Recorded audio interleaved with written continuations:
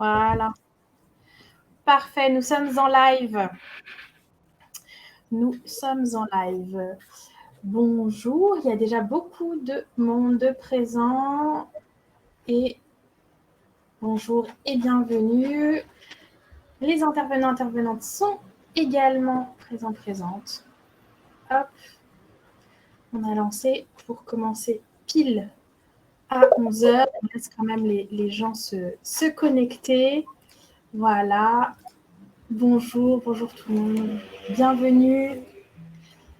Donc, on a déjà 25 personnes, sachez-le, pour vous écouter. Bonjour, ça arrive petit à petit. On se laisse juste les 2 minutes de chat. Voilà.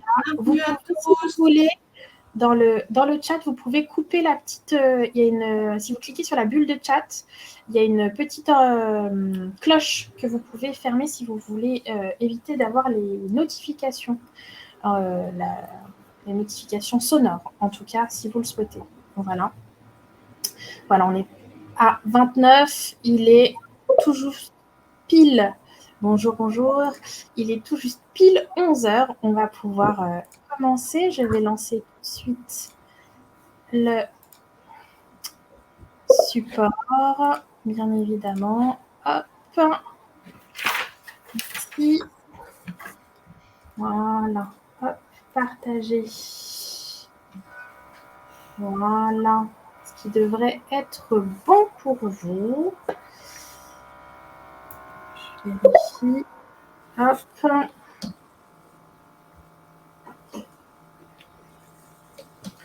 Voilà, et on va pouvoir se lancer. Je vais vous laisser... moi, je suis là, donc je suis Charline Waraki de Las Forest qui vous accueille sur ce webinaire. Et je vais vous laisser dans les mains de ma collègue, évidemment. Donc, Nathalie Leroux, également de Las Forest, que vous connaissez, je pense, pour beaucoup. Et dans les mains aussi de nos consultants experts qui vont être présentés, Christine et Jean-François. Et donc, c'est parti. Nathalie, c'est bon pour... c'est bon. On est à 30 personnes, donc c'est parti. Bonjour à tous. Aujourd'hui, nous allons parler du renouvellement du classement hôtelier, des nouveaux critères, des points de vigilance. Pour ceux qui ne me connaissent pas, je suis Nathalie Leroux, je suis la coordinatrice pédagogique pour les formations en hébergement. Ce webinaire a pour but de répondre à vos questions concernant le classement hôtelier, aussi bien les démarches, comment se passe un audit. Donc, nous avons 2 personnes qualifiées, experts dans le domaine, Jean-François et Christine, qui sont auditeurs, et puis Christine Boyer, Jean-François Lago-Héner, qui font des audits dans le cadre de ce classement hôtelier déjà depuis plusieurs années et depuis avril 2022 avec le nouveau classement. Donc, comment va se passer donc, il va y avoir une demi-heure d'explicatif. N'hésitez pas. Oui, alors moi, je vais beaucoup trop vite. Alors, pardon. Le déroulé, donc, coupez vos micros, les webcams coupées également. Vous avez toutes vos questions sur le chat pour écrire vos questions. Nous répondrons à la fin du webinaire. On prendra un quart d'heure ou une demi-heure en fonction du déroulé de la présentation. N'hésitez pas, si vous rencontrez une difficulté, d'utiliser le chat également. Donc, ensuite, notre centre de formation, donc Las Forest, existe depuis 1975. Nous faisons appel qu'à des experts métiers issus du CHR, toujours proches du terrain. Nous venons d'avoir la bonne nouvelle, le renouvellement Calliope, grâce à un travail acharné de l'équipe pédagogique dont Charline, qui a permis d'avoir à nouveau notre label Calliope. Et donc, on continue. Donc, Christine Boyer, Jean-François Lago-Héner, j'ai du mal avec le nom de famille, donc ça va être Jean-François, qui vont animer ce webinaire. Voilà, on débute, on commence. Bonjour. Bonjour. Voilà, donc avec Jean-François, on est ravis d'être avec vous aujourd'hui. On est très heureux de partager un premier retour d'expérience suite à la mise en place du nouveau référentiel en avril 2022. On a préparé ça ensemble, donc effectivement, on travaille ensemble depuis pas mal d'années. Nous sommes effectivement des spécialistes experts du classement hôtelier et touristique. Donc, on fait du classement d'hôtels et du qualité tourisme. Voilà. Alors, les thématiques que nous avons préparées pour vous, tout d'abord, mettre en avant, en évidence les différents changements par rapport à l'ancien référentiel. Donc, si Charline, tu peux avancer sur la slide suivante. Voilà. Voilà. Donc, si nous commençons par certains points de changement et d'attention, nous les avons présentés, vous allez voir au cours de cette présentation, en mettant sur fond orangé les points obligatoires et sur fond bleu les points optionnels. Un des premiers points qui est intéressant, on reviendra dessus au cours de la présentation, c'est votre site Internet. Donc, en fait, il y a un point particulier qui est demandé aujourd'hui, c'est vraiment de présenter clairement le nombre de chambres dont vous disposez sur votre site. De la même façon, et là, je vous invite à regarder, vous avez le référentiel de classement qui détaille tous les critères, mais vous avez aussi le guide qui explique les conditions d'application de tous ces critères. Et là, dans le guide, vous allez trouver la liste de tous les sujets que vous devez présenter et détailler sur le site Internet, sur votre site Internet, à minima, c'est-à-dire le minimum de certaines informations. Et je vous invite à regarder ce thème sans rentrer dans le détail aujourd'hui. On vous demande de présenter les chambres, on vous demande de présenter les services payants ou gratuits. Et c'est important de bien relire tout ça pour vous préparer. Un autre point, c'est un point optionnel, mais qui est intéressant et qui est différent dans ses conditions d'application, c'est le distributeur de boissons, le numéro 23. En fait, ce service doit être autonome et collectif et le bar ne valide plus le distributeur de boissons. Ça, c'est la nouveauté. On est bien d'accord, le Nesti Bar valide le critère.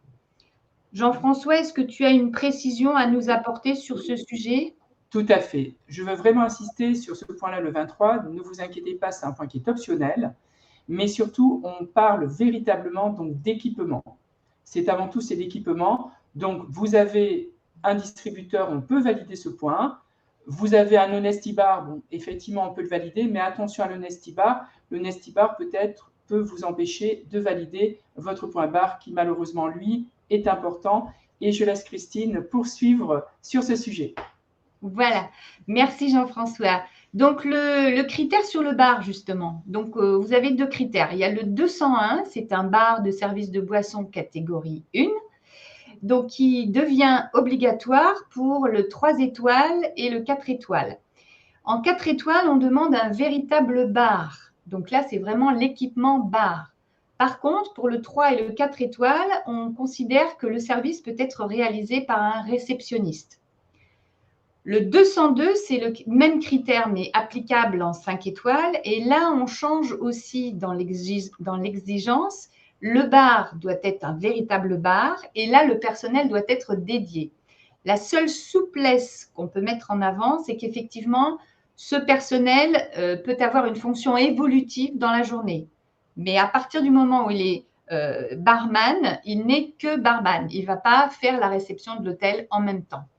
Voilà. Jean-François, tu as une précision ? Oui, une petite précision, donc toujours pareil. Merci beaucoup Christine, c'est très précis. Donc c'est pour revenir sur ce dont on parlait de la différence entre l'Honesti Bar et le bar. Donc spécialement pour les 4 étoiles où vous avez vraiment donc besoin d'un bar. Donc attention, ne pas communiquer sur un système Honesti. Sinon, effectivement, nous ne pouvons pas valider ce critère et ce critère est important pour vous. Voilà, merci. Merci Jean-François. Charline, est-ce que tu peux passer à la slide suivante? Merci. Alors, là, nous avons un certain nombre de critères aussi nouveaux dans leur application et 2 nouveaux critères. Donc, un critère obligatoire, le 106, qui devient obligatoire en 4 et 5 étoiles. En fait, c'est le matériel de repassage, le fer et la table à repasser sur demande. Donc, ce qu'il faut savoir là et ce qui est un petit peu nouveau, c'est que le service de blanchisserie ne valide plus ce critère, alors qu'avant, il le validait. La nuance, c'est qu'effectivement aussi, si le 107, qui est un critère optionnel, est validé, c'est-à-dire matériel dans 100% des chambres, à ce moment-là, là, le 106 est validé. Je crois que Jean-François, tu as une précision à nous apporter sur ce critère. Oui, il y a plein de choses à dire. Alors, premièrement, c'est que maintenant, on ne parle plus du stock qui était souvent très, très important pour type d'hôtel au niveau des fers et planches à repasser. Vous regarderez, vous verrez qu'on est le plus souvent avec un matériel qui est validant. Voilà. Donc, c'était la première chose à dire. Et puis aussi que vous verrez qu'on ne parle plus que de fer et planches à repasser, mais qu'on parle aussi d'autres types de matériel, comme un défroisseur.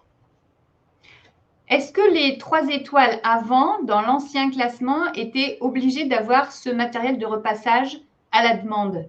Et oui, Christine, tout à fait. C'était obligatoire. Maintenant, ce n'est plus obligatoire. Ce critère ne devient obligatoire que pour les 4 et 5 étoiles. Merci Jean-François. Alors, un autre critère intéressant, c'est l'éclairage dans la salle de bain. Donc, aujourd'hui, on vous parle d'éclairage dans la salle de bain, alors qu'avant, on vous parlait de 2 éclairages dans la salle de bain, dont un sur le lavabo. Donc, aujourd'hui, en fait, à partir du moment où l'éclairage principal est suffisant, effectivement, le 2e éclairage n'est pas obligatoire. Et là, je crois que Jean-François a une précision pour nous. Oui, je crois que là, il faut quand même insister. Vous regarderez sur votre guide, et vous verrez que cela est laissé à l'appréciation donc de l'inspecteur. Il faut que l'on juge un éclairage suffisant. Donc, effectivement, c'est un point qu'il faut particulièrement faire attention et être sûr je dirais, que l'éclairage est réellement suffisant pour pouvoir pallier au fait qu'il n'y ait qu'un seul point d'éclairage. Voilà, j'espère avoir été précis dans ce genre d'appréciation. Oui, tout à fait. Et je pense aussi, ça peut être intéressant, effectivement, si on organise des travaux de rénovation, effectivement, cette évolution peut offrir plus de possibilités à partir du moment où on a effectivement un éclairage suffisant. Voilà, merci beaucoup Jean-François. Charline, est-ce que tu peux passer à la slide suivante ?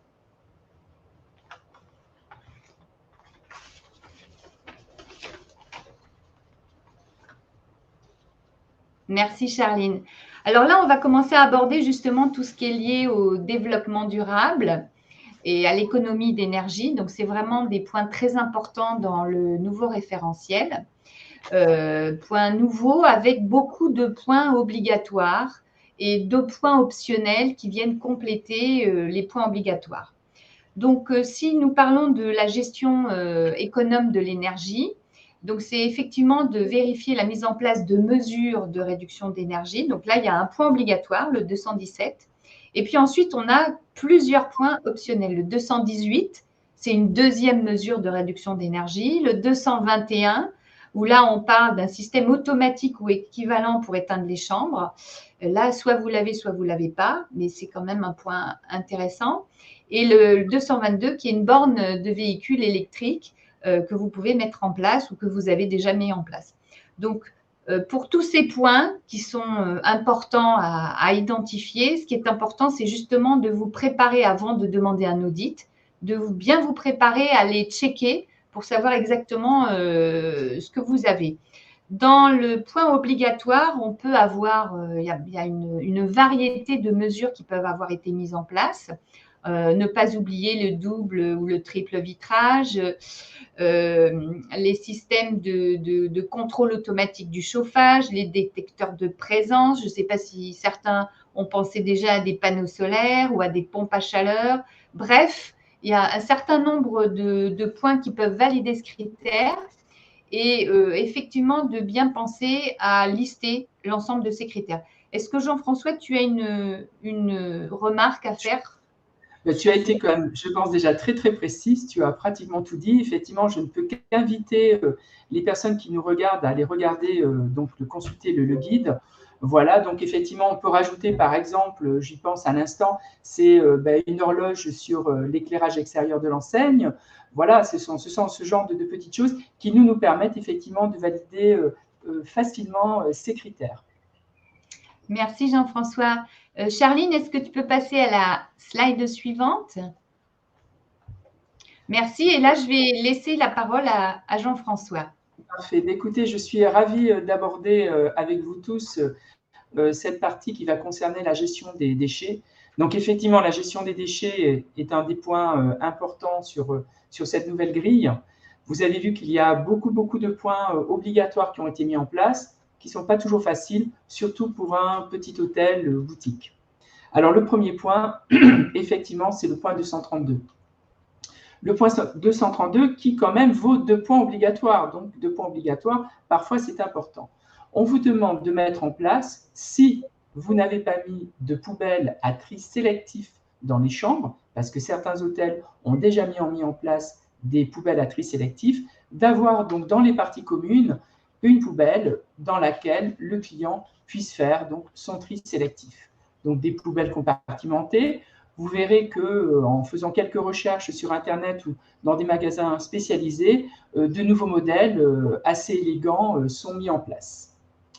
Le deuxième point dont je voulais parler, c'est le point 233, qui devient non applicable pour les communes et certains quartiers qui ne sont pas asservis par donc un ramassage collectif à tri sélectif. Voilà, donc on doit vérifier que vous ayez effectivement un local poubelle idoine dans lequel vous avez les différents conteneurs en place. Un vert, un jaune, un blanc, si effectivement il y a un ramassage de blanc. Nous en profitons aussi pour vérifier les tris particuliers, que ce soit les piles, les tonnerres, les ampoules, enfin différents petits tris supplémentaires. Ensuite, nous allons sur deux critères. Un critère qui est obligatoire, donc le 229, ce sont les mesures de réduction, et le 230, qui est aussi une mesure de réduction des déchets, mais il est en bleu, donc celui-ci sera optionnel. Donc, on doit vérifier des choses que vous auriez mis en place. Peut-être que Christine, tu as un exemple à nous donner dessus ?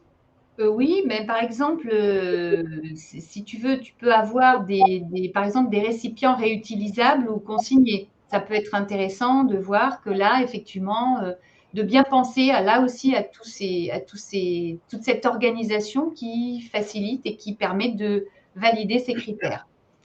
Tout à fait, tout à fait. Effectivement, on privilégie les grands formats, même si nous sortons d'une période où on était parti plutôt sur l'inverse. Donc là, on est sur une direction différente à laquelle il va falloir donc s'adapter, qui est la direction normale, hein, le grand format, l'écologie, hein, plus les petits emballages individuels. Et puis après, un autre critère qui est facile à mettre en place, peut-être que vous avez déjà, sans trop le savoir, vous avez la plupart donc, des logiciels qui vous permettent donc de réduire au maximum, je dirais, la production de papier. Vous êtes certainement peut-être dans une politique zéro papier qui vous permet de faciliter l'envoi des factures de vos clients directement en PDF. Merci Jean-François. Charline, est-ce que tu peux passer à la slide suivante ? Parfait. Merci, donc, Charline. Oui, merci Charline. Donc là, on est dans la deuxième partie, la gestion économie de l'eau, donc aussi avec des points obligatoires et puis donc des points à la carte que l'on peut valider avec le point 224. Donc, comme Christine l'avait aussi précisé auparavant, il est bon avant tout de faire un petit check de tout ce que l'on peut avoir donc, dans son établissement avant d'envisager des modifications. Donc, vous avez un point obligatoire qui est important, qui est le point 223 au niveau de la consommation d'eau. Donc, en règle générale, je dirais dans la plupart des établissements, vous êtes équipés sur vos robinets de systèmes, ce que l'on appelle capsules mousseurs, qui permettent de réduire donc, le débit de l'eau. Donc, ceci permet de valider normalement facilement donc, ce critère, mais nous avons aussi d'autres mesures qui peuvent intervenir, comme par exemple une douchette douchette spéciale aussi avec réducteur d'eau donc dans la douche. Et après, une autre mesure qui est facile à mettre en place, qui est écologique, qui est avoir un discours conscient sur les pénuries et sur les manques d'eau, et avoir des messages à caractère écologique sur la gestion de l'eau, comme l'utilisation d'un gobelet pour le lavage des dents, préférer une douche à un bain, que vous avez soit disponible dans votre directory ou sous une autre forme de support. Ensuite, nous avons le point obligatoire, le point 225, que vous avez ou que vous n'avez pas. Christine nous donnera aussi quelques précisions dessus, qui va concerner donc les systèmes de réduction d'eau pour les toilettes. Donc, en règle générale, nous validons donc le double flux, mais nous avons, je crois, Christine, d'autres possibilités. Alors, en fait, au niveau des toilettes, le 225, c'est généralement le double flux. Maintenant, si je reprends sur le 223, là, on peut avoir effectivement le stop eau, c'est-à-dire soit le détecteur de présence pour les débits d'eau, soit le stop eau. Ce qui est intéressant sur ces critères-là, c'est qu'en fait, pour vraiment valider tous les critères, il faut avoir des points à présenter différents pour pouvoir bénéficier des points optionnels et des points obligatoires. Parfait, merci beaucoup. Oui, pour terminer sur le système de réduction d'eau, vous avez donc en plus effectivement du double flux, un système qui permet donc de réduire la capacité du réservoir qui est indiqué avec des sortes d'appareils que vous rajoutez à l'intérieur. Pour terminer, nous allons passer sur les points 226 et 227 qui, eux, vont être assez nouveaux, surtout pour le 227, et vont revêtir un caractère vraiment très important parce que nous parlons à chaque fois de 2 points obligatoires x 2. 2 points pour le 226, 2 points pour le 227. Donc le 226, vous l'aviez en règle générale, vous aviez souvent dans les salles de bain un sticker pour indiquer aux clients la politique pour l'usage des serviettes, c'est-à-dire serviette au sol, on change la serviette, serviette sur porte-serviette ou donc pater, je garde la serviette, je la conserve. Donc effectivement, maintenant ce point est bien normatisé. Donc il peut être soit validé par ce fameux sticker ou par un message sur votre directory. Et surtout, on parle maintenant du 227 qui va être très très important, qui va concerner donc la réduction de la quantité de linge de lit. Donc en gros, qu'est-ce que l'on demande? On demande que vous communiquiez, si vous n'avez pas un instrument précis à poser sur le lit quand le client veut que l'on change ses draps, de communiquer déjà sur la durée normalement en séjour de la rotation donc, du linge, 2 jours, 3 jours, ça dépend suivant les catégories, de l'indiquer clairement et de demander au client de prévenir la réception s'il désire, dans un souci écologique, avoir un changement différent. Voilà. Donc, je pense que nous avons fait le tour de cette partie-ci. Christine, est-ce que j'ai oublié quelque chose? Non, bah non. Parfait. Pour moi, c'est parfait. Merci. Voilà, alors on va continuer avec l'environnement. Donc, un point obligatoire, le 239, c'est de présenter les transports alternatifs à faible impact environnemental. Donc, c'est vraiment de communiquer auprès des clients sur les moyens de se déplacer pour visiter une région, une ville, pour se rendre à différents endroits autour de l'hôtel. Sur tout ce qui est possible de faire. Donc, c'est bien sûr les transports en commun, mais ça peut être aussi les locations de vélos. Ça peut être aussi de proposer des itinéraires pédestres. Voilà. Alors, bon, le covoiturage, c'est peut-être pas toujours évident, mais ça fait partie des points qui sont validés. Ce qu'il faut voir, c'est que ce point peut être tout à fait, je dirais, connecté, par exemple, à une approche de découverte touristique de votre ville, de votre région, et donc de connecter cette partie touristique à ces moyens de transport qui sont à faible impact environnemental. Voilà. On verra tout à l'heure où présenter tout ça. Ça peut être dans le Room Directory, sur le site internet, ou on vous fera une petite surprise à la fin de notre présentation. Suspense.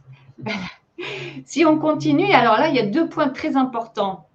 facile à mettre en place et qui représente quand même 10 points avec ces deux critères, c'est le 240 et 241.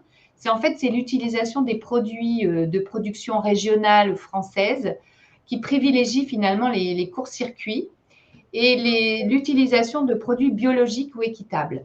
Donc là, c'est de présenter 3 produits de la production française ou régionale. Donc en général, ces points sont évalués sur le petit déjeuner. Aujourd'hui, c'est ce que nous avons comme information d'Atout France. C'est la facilité pour ces points, c'est par exemple, je vous donne des exemples, mais ça peut être la viennoiserie que vous présentez au petit déjeuner qui est faite par la pâtisserie ou la boulangerie à côté de l'hôtel. Ça peut être les fruits et les légumes achetés et qui sont français, la viande, les laitages, les jus de fruits, les différentes boissons que vous proposez. Donc vraiment, c'est de le mettre en avant. Pour les produits biologiques ou issus du commerce équitable, c'est pareil.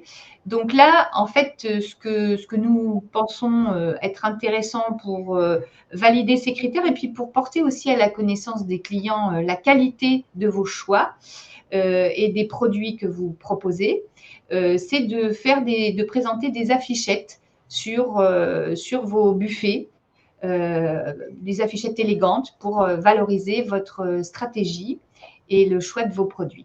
Voilà. Jean-François, tu as un point à… Oui, je vais un petit peu rebondir sur ce que tu dis, c'est qu'effectivement, il faut profiter du petit déjeuner parce que souvent, c'est le dernier moment donc, à l'hôtel, hein, donc c'est un moment important. Souvent, je vois que vous avez des produits de très, très haute qualité, mais que vous ne les mettez pas suffisamment en valeur. Donc, je vais être tout à fait d'accord avec Christine. Il faut rajouter donc, un affichage.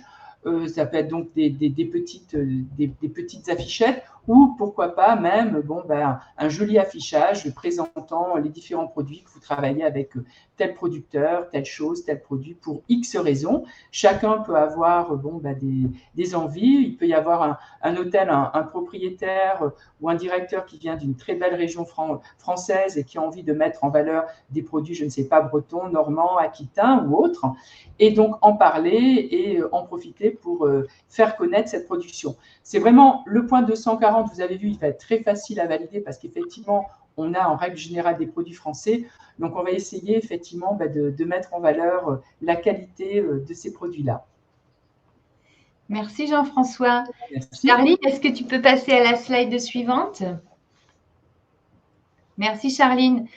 Alors là, justement, c'est l'astuce qui va être présentée par Jean-François. Je te laisse parler.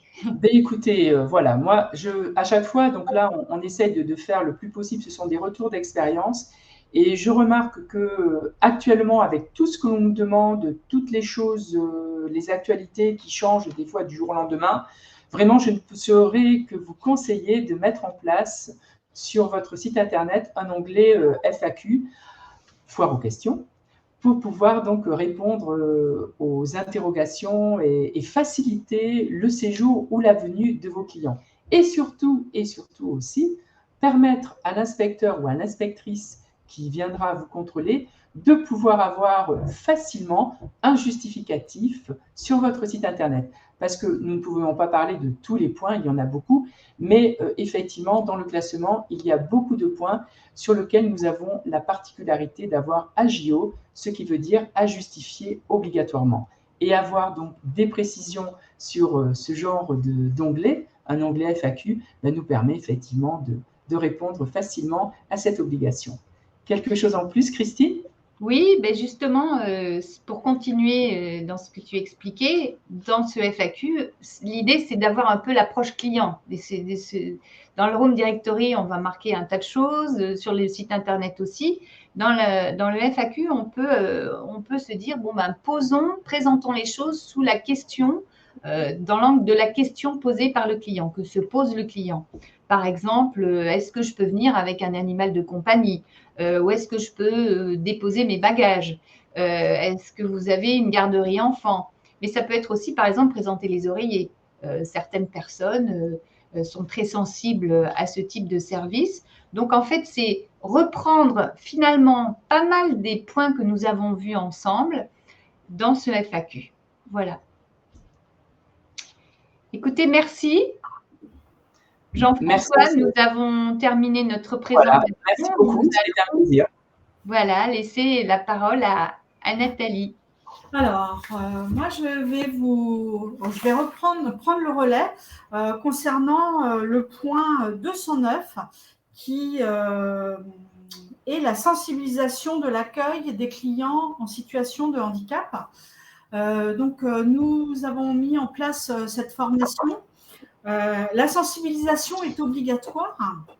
En revanche, comment sensibiliser les équipes? Donc, nous, ce que nous vous proposons, c'est le point 210.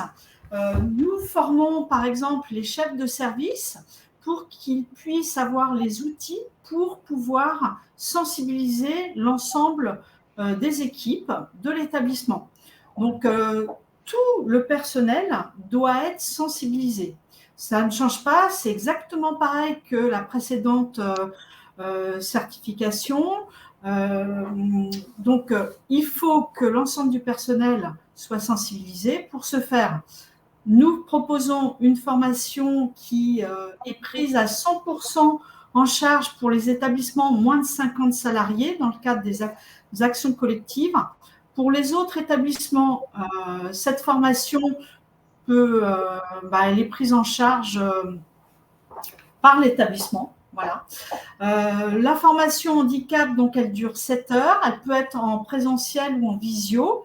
Donc, on vous parle de la réglementation en matière d'accessibilité et surtout, c'est l'accueil des clients en situation de handicap, quel que soit le handicap. La bonne utilisation des matériels au cas échéant. Il y a du matériel que vous pouvez proposer aux clients comme téléphone à grosse touche, comme une télécommande avec des grosses touches ou éclairée. Pareil, des rampes qui doivent être utiles dans certains escaliers pour les personnes malvoyantes. Et donc, comment organiser la formation? Donc, on parle des différents handicaps et on fait en simultané des jeux de rôle pour mettre en situation de handicap les participants, les stagiaires, pour qu'ils soient en déficience visuelle ou auditive, à travers pour qu'ils puissent comprendre le parcours du client au sein de l'établissement, de l'arrivée en taxi jusqu'à la réception, ensuite au restaurant, au service de petit déjeuner qui peut être en buffet, dans les étages, ce qu'il faut faire, pas faire, ce qu'il faut préparer en amont, et puis aussi ce que vous devez spécifier sur votre site internet pour que les personnes en situation de handicap puissent bien être accueillies. Donc pareil, lors de cette formation, nous vous donnons les noms des sites internet qui permettent l'accessibilité des différents handicaps. Pareil, il faut connaître aussi les moyens de locomotion, quel taxi prendre ou quel musée organise des visites pour non-voyants ou malentendants, qu'est-ce qui existe. Voilà. Donc déjà, cette formation de 7 heures vous permet d'obtenir des points. J'aimerais, Christine, le nombre de points pour cette formation handicap, elle est de 5 points. Voilà, 5 points. Alors attends, la formation handicap, je vais te dire ça tout de suite. Je crois qu'elle est de 5 points. C'est la formation, oui. Alors attends. Voilà, bon, je te laisse chercher. Voilà, je continue. Et donc, cette formation vous permet, dans le cadre de la deuxième grille, de rattraper des points à hauteur de 5% par des formations complémentaires. Voilà. Oui, elle est de 5 points, je te confirme. 5 points, ouais, c'est ça. Hein. Je me souvenais de l'ancienne grille, mais là, je l'avais perdue. Voilà, donc bien de 5 points. Maintenant, on va passer à la formation démarche éco-responsable, où la nouveauté cette année, c'est que c'est l'autre, voilà, l'énergie, démarche éco-responsable, la formation de gestion économe de l'énergie, aux mesures d'économie de l'eau, gestion des déchets. Cette formation, au préalable, en 2009, elle était optionnelle. Aujourd'hui, elle est devenue obligatoire pour l'ensemble du personnel permanent. Donc souvent, j'ai des questions, j'ai des stagiaires, j'ai des alternants. Non, voilà. C'est que les personnes en CDI ou CDD aussi, qui peuvent être… on m'a dit que non, les CDD, surtout les CDI. Voilà. Les CDI, cette formation, elle peut être en 3 heures ou en 7 heures. En 7 heures, elle est prise en charge à 100% dans le cadre des actions collectives.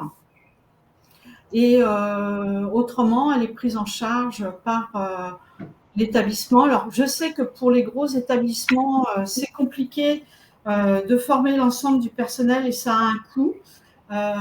Sachez que vous avez, lors du classement, et Christine ou Jean-François vont m'appuyer sur ça, mais en fait, il faut prouver à l'auditeur qui viendra l'inscription de vos salariés. Donc, il faut que vous prouviez que vous les avez inscrits via une convention que le centre de formation, nous vous remettons lors des inscriptions, les convocations et puis les accords de prise en charge. Voilà, où vous êtes sûr que les personnes vont bien venir en formation. Voilà. Donc oui, je redis, 238 à la carte, tout le personnel en CDD, intérimaires, sous-traitants et saisonniers sont concernés que par la sensibilisation. Voilà. On peut passer à la slide suivante. Donc, la démarche éco-responsable, ça fonctionne comment? Donc, on fait appel à plusieurs experts également pour ces formations en visio ou en présentiel. Pour la nouveauté, on est en train de construire une formation en e-learning. Donc, on va essayer de faire au plus vite pour que ça soit efficace, mise en place rapidement. Voilà, là, on est en train de travailler dessus parce qu'il y a beaucoup de demandes et surtout pour les gros établissements où c'est difficile de mettre en place ces formations. Alors, là, pareil, il faudra une convention et pour prouver à l'auditeur qui viendra et ensuite les convocations, la preuve que ces personnes ont bien suivi la formation. Donc, on va parler de tous les éco-gestes à mettre en place en profondeur, les fondamentaux du développement durable et aussi pourquoi ça a été mis en place.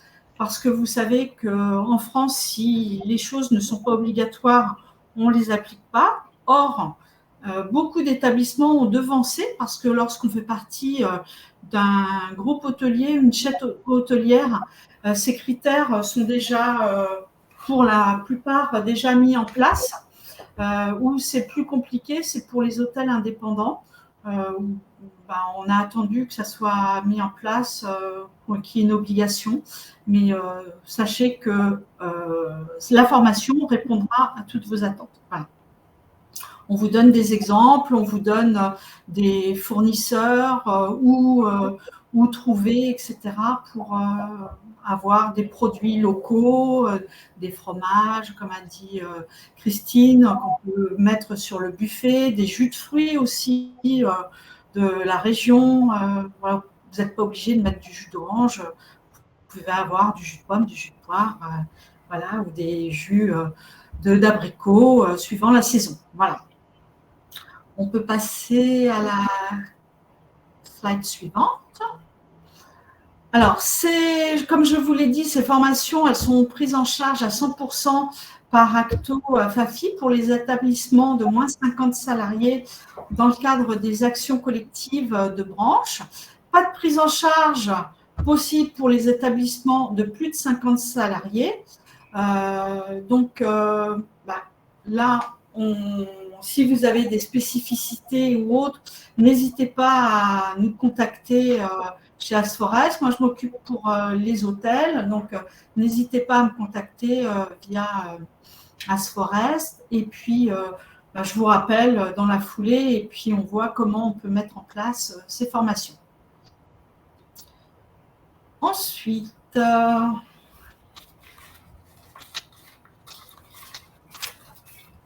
on a terminé. Donc, maintenant, si vous avez des questions, nous allons pouvoir faire les questions-réponses.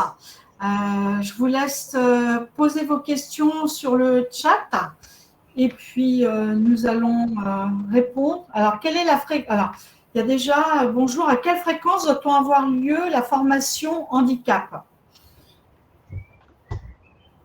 Alors, comme je vous l'ai dit tout à l'heure, la formation handicap, elle n'est pas obligatoire. En revanche, la sensibilisation est obligatoire.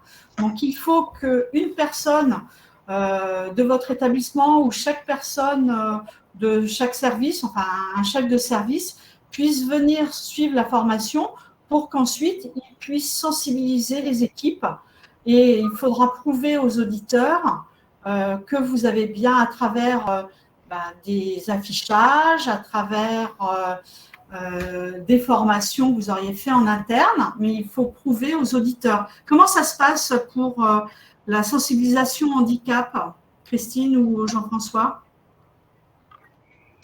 C'est-à-dire comment prouver qu'ils ont eu une sensibilisation? Alors, notes de service. Le plus souvent, ce sont des notes de service qui sont présentées, que le personnel a signé ou qui est affiché donc dans les lieux, dans les parties publiques, enfin publiques du personnel. Hein. Donc, voilà. Donc, pendant la formation, on explique qu'il faut créer un classeur sur votre réseau, sur les musées, sur l'accessibilité, suivant les handicaps, etc. Les restaurants qui proposent aussi, suivant, il y a plusieurs sites internet qui permettent de référencer tout cela. Ensuite, est-ce que le personnel ayant déjà effectué la formation démarche éco-responsable en 2015 doivent-ils refaire ces formations? Non. Non, c'est validé. Donc, si c'est déjà validé, qu'ils ont les conventions et les certificats de réalisation de 2015, avant c'était une attestation de fin de formation, donc c'est validé, ils ne sont pas obligés de former à nouveau. Voilà. Le personnel, je m'excuse, il ne sera pas obligé de former le personnel déjà formé, mais par contre, il est demandé d'avoir une mise à jour pour les nouveaux arrivants. Qui peut être de 3 heures, mais qui ne sera pas prise en charge pour les établissements de moins de 50 salariés. Est-ce que ça c'est fait? Bonjour, concernant le point 240-241, comment pouvons-nous justifier nos produits locaux à une bière locale ou uniquement des produits utilisés au petit déjeuner? Alors, en fait, oui, vas-y Jean-François. Non, c'est pareil. Donc, effectivement, on peut avoir l'un ou l'autre, hein, il n'y a pas de souci. Une bière locale, effectivement, on ne va pas la prendre au petit déjeuner, mais on ne parle pas que des produits utilisés au petit déjeuner. Donc, ça peut être une bière locale, ça peut être un produit, si quelqu'un qui aurait une forme de snacking, des snackings aussi régionaux, donc il n'y a aucun problème là-dessus. Des précisions, toi, Christine? Non, c'était ça, effectivement. Surtout qu'en plus, nous, on parlait du petit déjeuner parce qu'on n'a pas toujours de restauration. Mais si on a effectivement un service de restauration, automatiquement, on a les opportunités de présenter les services qui sont présentés en restauration pour valider ces critères. Alors, une autre question concernant le critère 217. Oui.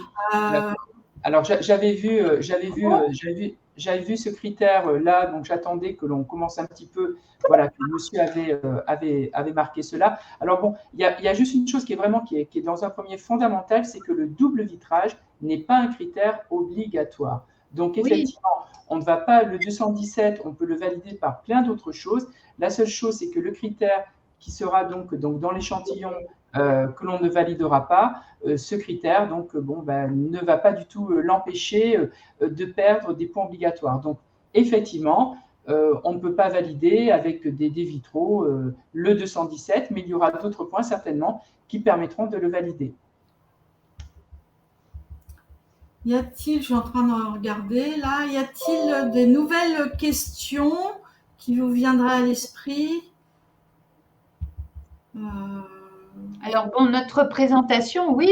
Une personne pose la question de savoir si vous aurez notre présentation. Oui, elle va être envoyée. Oui. On va vous envoyer le webinaire par mail à l'issue de la formation. Donc, pour les personnes qui sont connectées après 11 heures, vous recevrez le webinaire en replay. Voilà. Est-ce qu'il y a de nouvelles questions?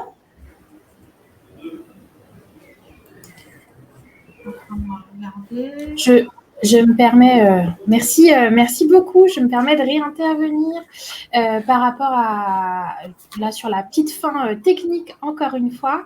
Vous avez un sondage. Vous pouvez continuer à poser vos questions. On a encore un petit peu de temps. N'hésitez pas. Comme ça vous laisse le temps d'écrire aussi sur le chat. Nous avons un petit sondage en bas à droite.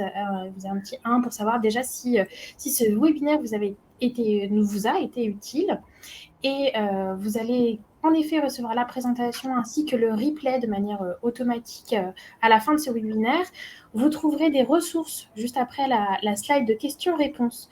Vous trouverez des ressources, donc notamment vers les formations que nous proposons, que Nathalie a présentées, avec les conditions de prise en charge notamment. Alors, on a mis Acto parce que c'est majoritairement le cofinanceur du secteur, mais également d'autres liens ressources en direction du GNI, donc du Groupement National des Indépendants, qui propose également un article très complet, un dossier dans le magazine du MHT, et qui a fait un webinaire également sur la révision du classement hôtelier, d'un point de vue peut-être plus technique, voilà.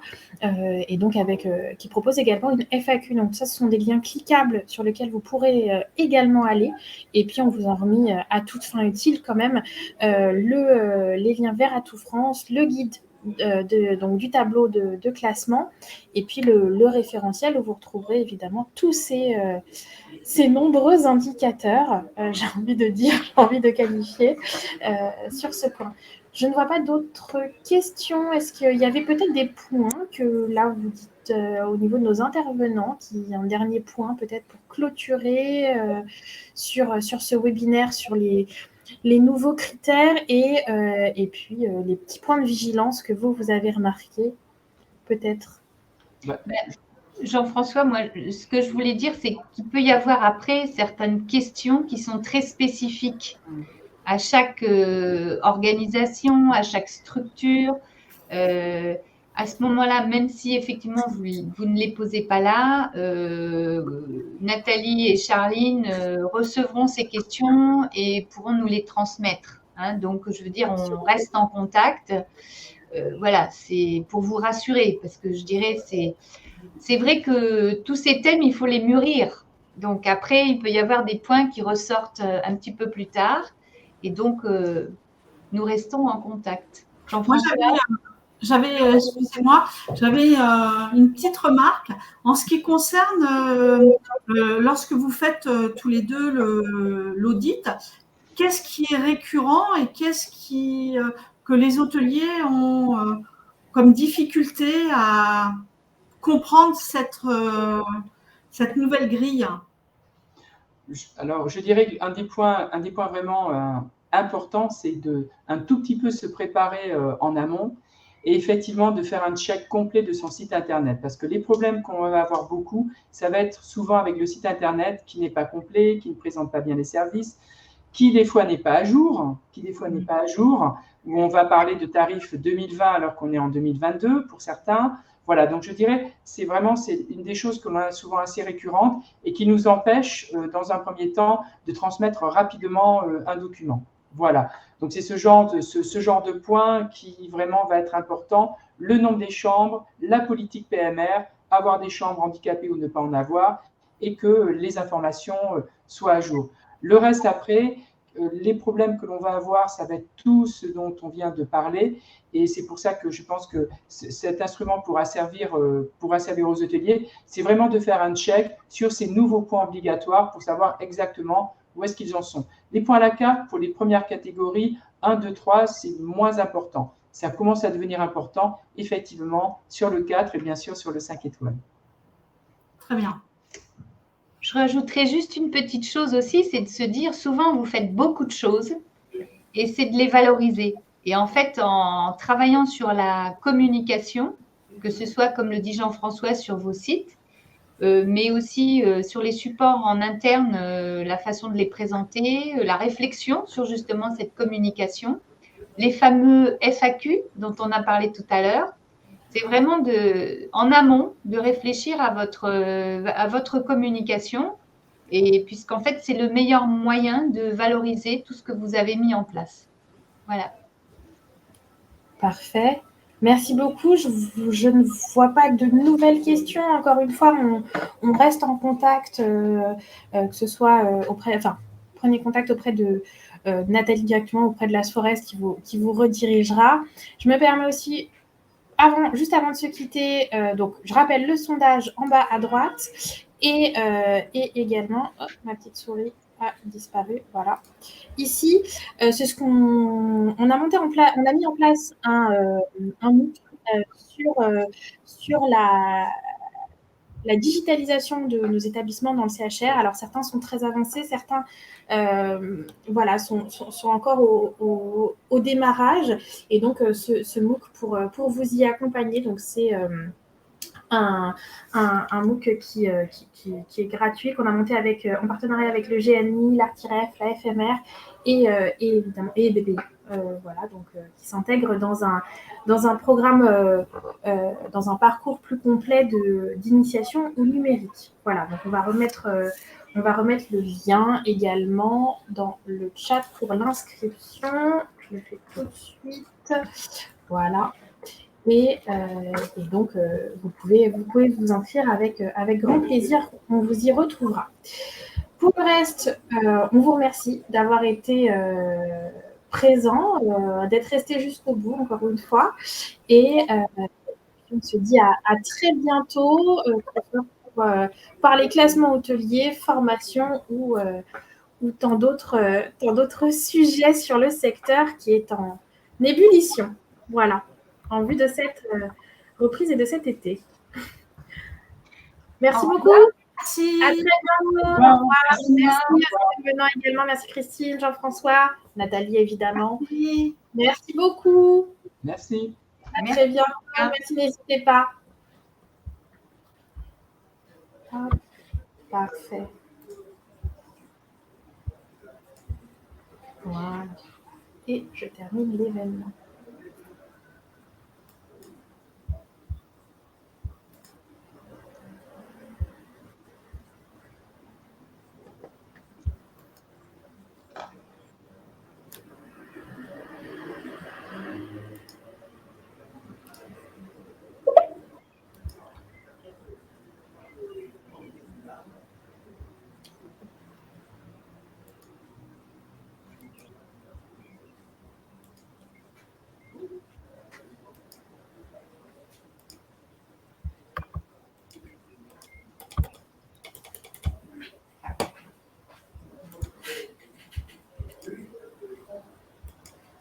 Mon événement ne veut pas se reconnecter, ne veut pas se terminer.